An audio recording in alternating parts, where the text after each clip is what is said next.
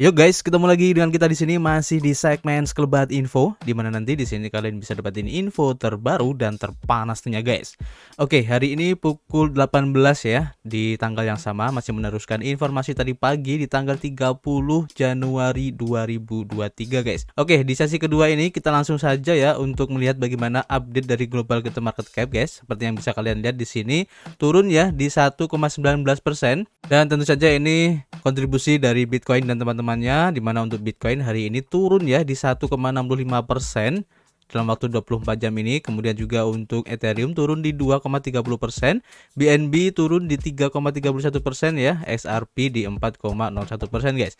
Dan kalau kita lihat di sini rata-rata untuk top 100 dari coin market cap ini merah ya, dan rata-rata perubahannya di antara 0 sampai 4% guys. Kalian bisa cek di sini ya. Kemudian kalau kita lihat pergerakan harga dari Bitcoin itu sendiri, dan seperti yang kalian lihat di sini ya, ada penurunan. Sebenarnya kalau menurut saya pribadi ini normal-normal saja guys, masih mengikuti pergerakan hari-hari sebelumnya.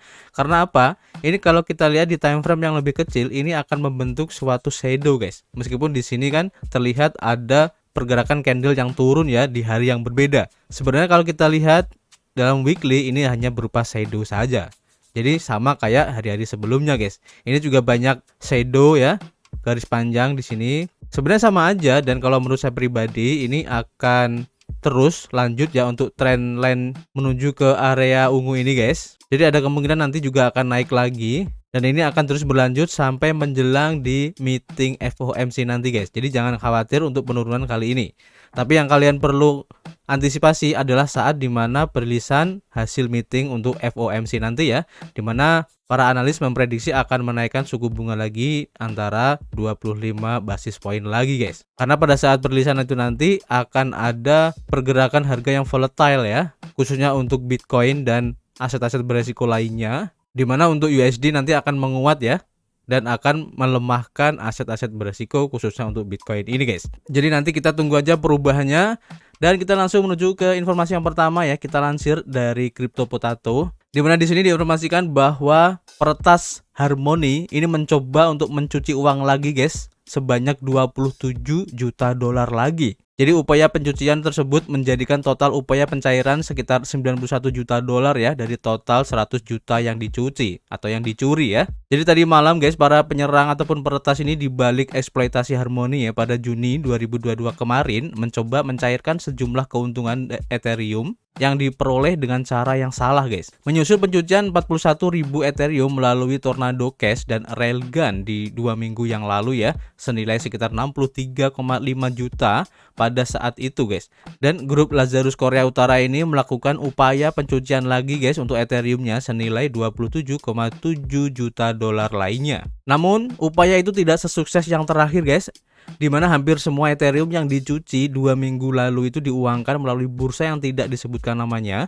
Dan kali ini tim keamanan yang digunakan dilaporkan berhasil membekukan sebagian besar dananya guys. Terserah kepada bursa untuk membagikan secara pasti ya berapa banyak dari 17.278 Ethereum yang dibekukan. Peneliti keamanan blockchain ZachXBT awalnya membunyikan alarm di Twitter guys, memposting bukti sekitar 17,7 juta dolar yang dipindahkan melalui 2 alat pencampuran dan bursa guys. Seperti yang terlihat ya dari akun Twitter ZachXBT ini guys, kalian bisa cek sendiri, di sini sudah ada rinciannya. Tweet asli ditindaklanjuti ketika Zach menemukan alamat lain yang memindahkan Ethereum senilai 10 juta dolar ya, sehingga jumlah total alamat pra konsolidasi yang digunakan menjadi 10. Kemudian bagaimana status dana yang tidak jelas ini guys? Jadi putaran pencucian sebelumnya melihat sebagian besar dana dari Harmony ini diubah menjadi Bitcoin guys, dengan jumlah yang tidak diungkapkan, dibekukan dan disita oleh FBI. Katanya, melalui penyelidikan kami dapat mengonfirmasi bahwa Lazarus Group bertanggung jawab atas pencucian mata uang virtual senilai 100 juta dolar dari Horizon Bridge guys, milik Harmony ini, yang dilaporkan pada 24 Juni 2022 kemarin. Kami akan terus mengidentifikasi dan mengganggu pencurian dan pencucian mata uang virtual Korea Utara ini yang digunakan untuk mendukung program rudal balistik dan senjata pemusnah massal Korea Utara. Persentase dana dibekukan oleh tim keamanan bursa kripto tampaknya jauh lebih besar ya kali ini, dan apa yang akan terjadi pada mereka masih ditentukan.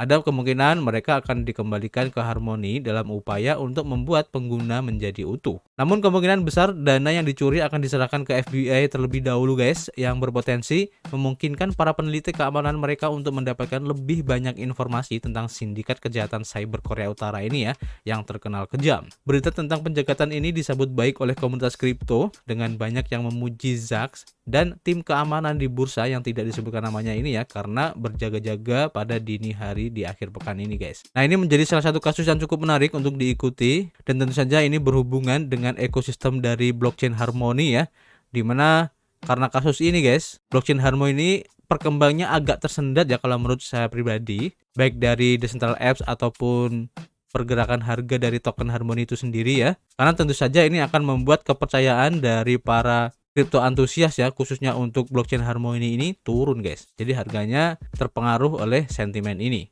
Jadi kita tunggu aja nanti untuk penjelasannya bagaimana guys, dan kita lanjut aja untuk informasi berikutnya. Kita lansir dari CoinDesk, dimana di sini diinformasikan bahwa Phantom Blockchain ini akan merilis stablecoin FUSD versi kedua guys. Jadi migrasi dari versi 1 akan mengakibatkan likuidasi posisi apapun di mana mata uang FUSD sama atau lebih besar dari FTM yang mendukungnya. Platform blockchain Phantom berencana untuk memperkenalkan versi kedua ya dari stablecoin FUSD-nya untuk menyediakan sistem yang lebih mudah diprediksi dan ramah anggaran bagi para pembuat, mitra, dan pengguna, kata pengembang dalam sebuah posting di akhir pekan. Mereka tidak memberikan jadwal rilisnya ya. Dan versi baru ini akan memungkinkan para pemangku kepentingan untuk mengalokasikan biaya dalam Phantom dengan tokennya FTM ya, atau FUSD, dan untuk memprediksi biaya di masa depan berdasarkan penggunaan kata pengembang. Dan ini akan memungkinkan programmer untuk membangun produk institusional tambahan untuk pengguna dan menyediakan sistem yang lebih konsisten untuk perencanaan dan penganggaran hibah. Stablecoin adalah token yang dipatok pada mata uang fiat seperti dolar Amerika Serikat ya, dan seringkali didukung oleh token atau keranjang token lainnya. Pengguna Phantom dapat menggunakan FTM mereka ya untuk mencetak FUSD dan mengakses aplikasi keuangan terdesentralisasi atau DeFi yang dibangun di atas sistem, seperti aplikasi untuk meminjamkan, memperdagangkan, dan juga meminjam. Migrasi ke FUSD baru akan menghasilkan likuidasi posisi apapun ya, di mana utang FUSD sama atau lebih besar dari FTM yang mendukungnya. Likuidasi terjadi ketika trader tidak memiliki dana yang cukup ya untuk mempertahankan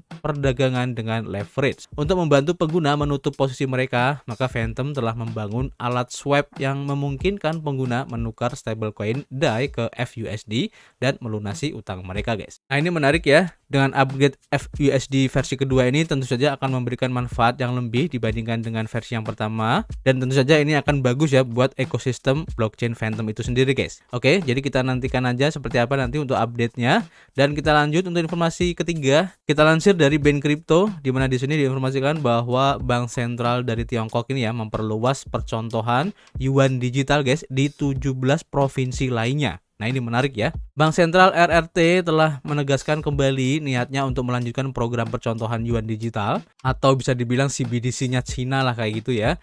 Dan CBDC saat ini sedang menjalani program percontohan di 17 provinsi. People Bank of China akan terus memperluas program percontohan mata uang digital bank sentralnya ya, atau CBDC, setelah memperkenalkan mata uang ini di 17 provinsi. Asosiasi Keuangan menyatakan bahwa bank sentral akan fokus pada penciptaan sistem yang memungkinkan konsumen memindai dengan satu kode. Bank sentral berharap untuk terus melakukan aplikasi inovatif renminbi digital untuk mewujudkan interkoneksi antara sistem renminbi digital dan alat pembayaran elektronik tradisional. Bank sentral telah berupaya keras ya untuk menjadikan yuan digital sebagai media pembayaran yang bermanfaat. Tiongkok sudah menjadi negara yang berfokus pada pembayaran digital, dan CBDC selaras dengan hal itu guys. Bank sentral terus memperluas cakupan dan kehadiran CBDC selama 18 bulan terakhir ini ya, seperti yang disebutkan dalam pengumuman tersebut, di mana PBOC telah melakukan hampir 30 kegiatan amplop merah di area percontohan dengan tujuan mempromosikan konsumsi dan perjalanan rendah karbon. Jelas sekali ya bahwa Tiongkok sangat ingin mengeluarkan yuan digitalnya untuk peluncuran penuh, dan CBDC telah dikembangkan selama bertahun-tahun dan banyak negara mulai melihat nilai mata uang digital ini guys. Yuan digital ini akan digunakan sebagai pembayaran luring dan kontrak cerdas. Nah, ini menarik ya. Jadi Tiongkok juga berharap untuk membawa perbaikan pada yuan digital. Dua hal yang paling menonjol dari yang sudah diluncurkan adalah pembayaran offline dan kemampuan kontrak pintar. Kedua hal ini akan memperkenalkan lebih banyak kegunaan ya untuk CBDC guys. Fitur pembayaran offline diluncurkan pada 23 Januari dan fitur ini memungkinkan pengguna melakukan pembayaran tanpa koneksi internet atau daya menggunakan teknologi NFC ya untuk mengonfirmasi pembayarannya. Fitur kontrak pintar juga disertakan awal bulan ini pada aplikasi e-commerce Meituan. Fungsionalitas kontrak pintar memungkinkan pengguna memenangkan hadiah harian sebesar $1.312 yang dibagi di antara para pemenang guys. Produk manajemen kekayaan menggunakan CBDC. Yuan digital juga membawa perubahan lain pada kegunaannya, di mana Bank Sentral baru-baru ini menyatakan ya bahwa mereka akan memperkenalkan produk manajemen kekayaan yang memungkinkan pembayaran CBDC di provinsi percontohan. Bank investasi China Galaxy Securities akan menawarkan layanan manajemen kekayaan dan hanya sejumlah pelanggan tertentu yang dapat mengaksesnya. Ini adalah langkah besar ya ke depan dan dapat menandai penawaran yang lebih luas kepada publik guys. Nah, ini menarik banget guys ya, karena CBDC yang dikembangkan oleh China ini tentu saja akan berefek banget ya bagi adopsi kripto pada umumnya, dan juga sudah mulai banyak ya negara-negara yang sudah mulai juga ya mencoba untuk mengaplikasikan CBDC ini guys di negaranya masing-masing, dan hal ini perlu dilakukan ya karena kita harus tahu bagaimana efektivitas dari CBDC ini untuk kegiatan perekonomian di negara tersebut guys. Oke, ini menarik banget ya. Dan kita tunggu aja nanti seperti apa efeknya guys. Dan kita lanjut untuk informasi berikutnya. Kita lansir dari Coindesk, di mana di sini diinformasikan bahwa Korea Selatan guys ini akan mulai melacak transaksi kripto dalam upaya menindak pencucian uang. Jadi negara ini akan mulai menggunakan sistem pihak ketiga sambil mengembangkan perangkat lunaknya sendiri. Nah, ini menarik ya. Jadi Kementerian Kehakiman Korea Selatan berencana untuk mulai melacak transaksi kripto dalam upaya untuk menindak pencucian uang, kata kementerian tersebut dalam sebuah laporan tugas yang diterbitkan pada hari Kamis kemarin. Kementerian pada awalnya akan menggunakan perangkat lunak pihak ketiga ya untuk memantau riwayat transaksi, mengekstrak informasi tentang transaksi dan memeriksa sumber dananya. Kementerian ini berencana untuk mengembangkan sistemnya sendiri yang akan siap pada paruh kedua tahun ini. Polisi Korea Selatan menandatangani perjanjian Oktober lalu dengan pertukaran kripto domestik Upbit, Bithumb, CoinOne, Forbit, dan Gopex yang menjanjikan kerjasama dalam penyelidikan kriminal yang melibatkan kripto. Bithumb saat ini sedang diselidiki ya karena penggelapan pajak dan manipulasi harga. Anggota Parlemen Korea Selatan saat ini sedang mempertimbangkan ya 17 proposal terpisah untuk mengatur kripto yang akan digunakan untuk merumuskan undang-undang dasar aset digital guys. Nah, ini menarik tentunya guys ya. Dengan adanya perangkat lunak yang bisa melacak transaksi kripto ini tentunya akan memperkecil ya terjadinya peretasan, karena itu menjadi salah satu momok yang sangat menakutkan ya khususnya di dalam dunia kripto. Karena tahu sendiri ya, kripto khususnya untuk blockchain yang mempunyai filosofi terdesentralisasi di mana transaksi di dalamnya ini bisa dilakukan oleh siapa saja guys, dan tentu saja anonim guys. Meskipun kita bisa melacak transaksi tersebut, tapi kita juga masih belum tentu tahu siapa yang melakukan transaksi tersebut. Bahkan ada beberapa blockchain juga ya yang mempunyai kemampuan untuk bisa membuat semuanya itu anonim guys. Baik dari transaksinya, kemudian siapa yang melakukan transaksi, berapa jumlahnya, itu tidak bisa diketahui guys. Dan itu menjadi salah satu senjata ya yang selama ini digunakan oleh para peretas ataupun para penjahat yang tidak bertanggung jawab dalam melakukan kejahatannya di dunia kripto ini. Karena mereka merasa aman ya dengan teknologi yang mereka gunakan ini. Oke, jadi cukup menarik ya untuk melihat perkembangan dari Korea Selatan ini guys. Dan menurut kalian bagaimana? Kalian bisa tulis ya pendapat kalian di kolom komentar. Dan kita akan ketemu lagi di informasi berikutnya. Peace!